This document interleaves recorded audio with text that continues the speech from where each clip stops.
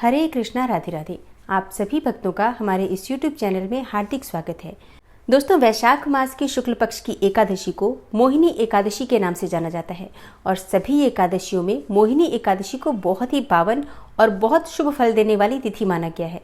पौराणिक मान्यताओं के अनुसार जो भी व्यक्ति इस दिन पूरे विधि विधान से व्रत धारण करके और भगवान श्री हरि विष्णु की पूजा आराधना करते हैं तो ऐसे व्यक्तियों का जीवन कल्याणमय होता है और मोहिनी एकादशी का व्रत धारण करने से मोह माया के जंजाल से मुक्ति मिल जाती है और समस्त प्रकार के सुखों का भोग भोगने के बाद मरणोपरांत वैकुंठ लोक की प्राप्ति होती है, श्री हरि विष्णु के चरणों में स्थान की प्राप्ति होती है।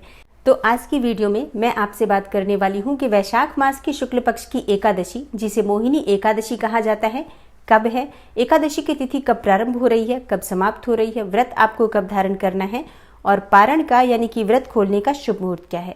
आज के दिन किस प्रकार से भगवान श्री हरि विष्णु की पूजा आराधना करनी चाहिए, किन मंत्रों का जप करना चाहिए और आज के दिन आपको कौन सा उपाय करना चाहिए जिससे कि अगर आप व्रत धारण कर रहे हैं मोहिनी एकादशी का तो व्रत का संपूर्ण फल आपको प्राप्त हो और अगर आप बिना व्रत किए भी सिर्फ मोहिनी एकादशी के दिन भगवान श्री विष्णु की पूजा आराधना कर रहे हैं तो आपकी पूजा का संपूर्ण फल आपको प्राप्त हो और जिस भी मनोकामना से आप व्रत धारण कर रहे हैं या पूजा आराधना कर रहे हैं आपकी वो मनोकामना पूर्ण हो। इसके लिए आज विशेष क्या करना चाहिए, ये संपूर्ण जानकारी आपको आज की वीडियो में मैं शेयर करने वाली हूँ। तो वीडियो को पूरा ज़रूर देखिए और अगर आपको आज की वीडियो अच्छी लगे तो इसे लाइक भी ज़रूर कीजिए, शेयर भी ज़रूर कीजिए फैमिली फ्रेंड्स के साथ। और चैनल पर पहली बार आए हैं, अगर अभी तक आपने चैनल को सब्सक्राइब नहीं किया है तो आज की वीडियो अगर आपको अच्छी लगे तो चैनल को सब्सक्राइब ज़रूर कर लीजिए और बेल बटन को भी प्रेस कर लीजिए। तो इससे ये होगा कि इस चैनल पर जो भी नई वीडियो अपलोड होंगी उनकी नोटिफिकेशन आपको सही समय पर प्राप्त होगी। तो सबसे पहले जानते हैं कि मोहिनी एकादशी का महत्व क्या होता है, क्यों ये एकादशी इतनी महत्वपूर्ण मानी गई है।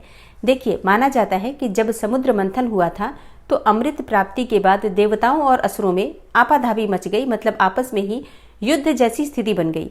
ताकत के बल पर असुर देवताओं से अधिक बलशाली थे और देवता असुरों को हरा नहीं सकते थे। इसलिए सभी देवताओं ने भगवान श्री हरि विष्णु से आग्रह किया। तब भगवान श्री हरि विष्णु ने मोहिनी का रूप धारण करके असुरों को अपने मोह माया के जाल में फंसाकर सारा अमृत देवताओं को पिला दिया। इससे सभी देवताओं ने अमृत प्राप्त किया और जिस दिन श्री हरि विष्णु ने मोहिनी स्वरूप धारण किया था वो दिन था वैशाख मास की शुक्ल पक्ष की एकादशी तिथि। इसलिए इस दिन को मोहिनी एकादशी के नाम से जाना जाता है और शास्त्रों के अनुसार इस दिन व्रत धारण करने से या श्री हरि विष्णु की पूजा आराधना करने से असीम सौंदर्य की भी प्राप्ति होती है और समस्त प्रकार की मनोकामनाएं भी पूर्ण होती हैं। इसलिए वैशाख मास की एकादशी तिथि, शुक्ल पक्ष की एकादशी तिथि विशेष रूप से बहुत महत्वपूर्ण होती है। तो अगर आप इस एकादशी का व्रत धारण करते हैं अत्यंत ही श्रेष्ठ है, लेकिन किसी भी कारणवश अगर आप इस एकादशी का व्रत नहीं कर पाते हैं तो भी आपको आज के दिन भगवान श्री विष्णु की विधि विधान से पूजा जरूर करनी चाहिए, मंत्रों का जप करना चाहिए और जगत के पालनहार भगवान श्री विष्णु की सच्चे मन से आराधना करनी चाहिए। और अब जानते हैं कि एकादशी की तिथि कब प्रारंभ हो रही है, कब समाप्त हो रही है, व्रत आपको कब धारण करना है। देखिए, मोहिनी एकादशी की तिथि प्रारंभ हो जाएगी 30 अप्रैल की रात्रि में 8:29 पर और एकादशी तिथि समाप्त हो रही है 1 मई को रात्रि में 10:10 पर। तो व्रत हम कब धारण कर रहे हैं, देखिए, एकादशी का व्रत सूर्योदय कालीन तिथि के अनुसार धारण किया जाता है। इसलिए इस बार एकादशी का व्रत, मोहिनी एकादशी का व्रत 1 मई 2023 को यानी कि सोमवार के दिन रखा जाएगा।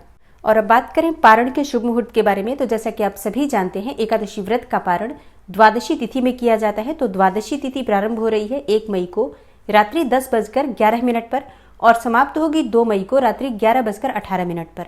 तो ऐसे में 2 मई को सुबह 5:40 से सुबह 8:19 तक पारण करने का यानी कि एकादशी व्रत को खोलने का सबसे शुभ मुहूर्त है। तो अगर आप एकादशी का व्रत करते हैं तो दशमी तिथि के दिन बिल्कुल शुद्ध और सात्विक भोजन लेंगे, मतलब किसी भी प्रकार से लहसुन, प्याज, मांस, मदिरा का सेवन आज के दिन नहीं किया जाएगा। मसूर की दाल, शाक, टमाटर और मूली, बैंगन, गाजर ये चीजें भी एकादशी के दिन नहीं ग्रहण करनी चाहिए। और अगर आप एकादशी का व्रत करना चाहते हैं तो दशमी तिथि के दिन चावल भी नहीं खाना चाहिए। और एकादशी के दिन प्रातःकाल जल्दी उठकर स्नान इत्यादि से निवृत्त होकर भगवान सूर्यदेव को अर्घ्य देकर और उसके बाद विधि विधान से भगवान श्री विष्णु की पूजा आराधना करनी चाहिए। आज के दिन भगवान श्री विष्णु के मोहिनी स्वरूप की पूजा आराधना की जाती है। पीले पुष्प उन्हें अर्पित करें, पीले फल उन्हें अर्पित करें, पीला यज्ञोपवीत भगवान श्री विष्णु को अर्पित करना चाहिए और आज के दिन विष्णु सहस्त्र नाम का और भगवत गीता का पाठ जरूर करना चाहिए। जो भक्त एकादशी का व्रत करते हैं भूल से भी आज के दिन आपको नमक नहीं खाना चाहिए, अन्न का सेवन नहीं करना चाहिए। व्रत में आप फलाहार कर सकते हैं, कोई सा भी फल खा सकते हैं, जूस पी सकते हैं, फलों का रस ले सकते हैं, दूध, चाय इत्यादि लेकर फलाहार और जलाहार के द्वारा एकादशी का व्रत धारण कर सकते हैं। और शाम को भी विधि विधान से पूजा आराधना की जाती है। रात्रि में जागरण करना चाहिए, हो सके तो रात्रि में एक अखंड दीपक अवश्य प्रज्वलित करना चाहिए। इससे आपके व्रत का संपूर्ण फल आपको प्राप्त होता है। जिस भी मनोकामना से आप व्रत धारण करते हैं या बिना व्रत के भी पूजा आराधना कर रहे हैं, रात्रि में अगर आप अखंड दीपक प्रज्वलित करते हैं तो इससे आपकी पूजा का भी संपूर्ण फल प्राप्त होता है। और आपकी मनोकामना अगर कोई हो और मनोकामना करते हुए ये उपाय करते हैं तो निश्चित ही आपकी मनोकामना पूर्ण होती है। और अगले दिन द्वादशी तिथि में स्नान इत्यादि से निवृत्त होकर भगवान सूर्यदेव को अर्घ्य देकर विधि विधान से भगवान श्री विष्णु की पूजा आराधना करने के बाद शुभ मुहूर्त में किसी ब्राह्मण को घर बुलाकर भोजन कराकर और आप भी अपना व्रत खोल सकते हैं। तो दशमी से द्वादशी तक के ये नियम होते हैं। अगर आप व्रत धारण करते हैं एकादशी का तो आपको इनका पालन जरूर करना चाहिए। दोस्तों, उम्मीद करती हूँ आज की वीडियो आपके लिए अवश्य उपयोगी होगी। आने वाली वीडियो में आप मोहिनी एकादशी व्रत की कथा और प्रदोष व्रत के बारे में भी संपूर्ण जानकारी पाने वाले हैं, तो आने वाली वीडियो जरूर देखिए। मिलती हूँ मैं आपसे अगली वीडियो में, तब तक के लिए नमस्कार।